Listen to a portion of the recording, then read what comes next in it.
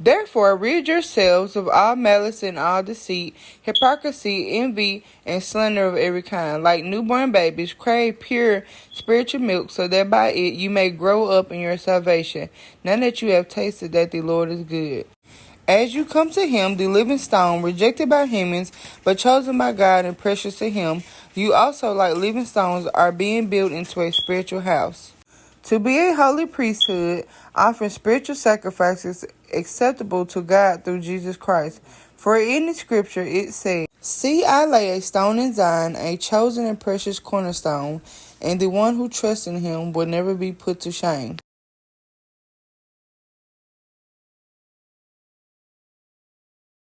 Now to you who believe, this stone is precious, but to those who do not believe, the stone the builders rejected has become the cornerstone, and a stone that causes people to stumble, and a rock that makes them fall.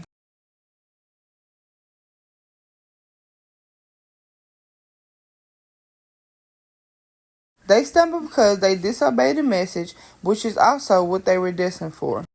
But you are a chosen people, a royal priesthood, a holy nation, God's special possession, that you may declare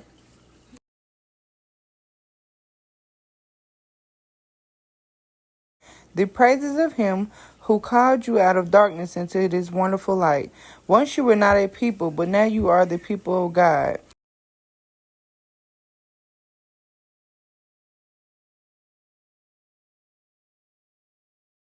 Once you had not received mercy, but now you have received mercy. Dear friends, I urge you, foreigners and exiles,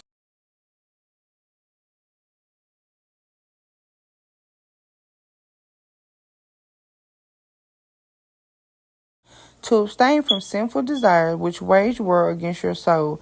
Live such good lives among the pagans that those that accuse you of doing wrong, they may see your good deeds and glorify God on the day he visits us. Submit yourselves for the Lord's sake to every human authority,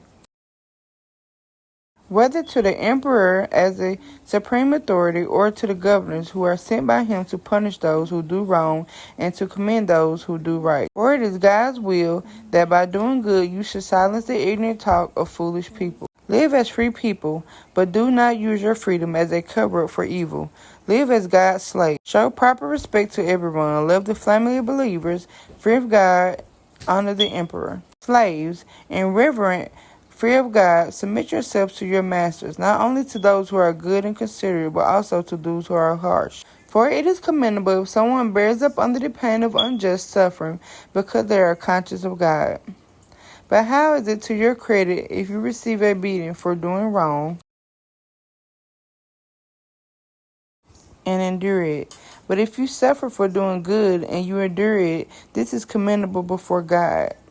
To this you were called, because Christ suffered for you, leaving you and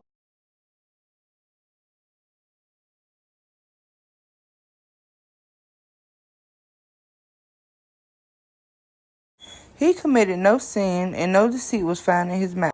When they heard their insults at him, he did not retaliate. When he suffered, he made no threat. Instead, he entrusted himself to him who judges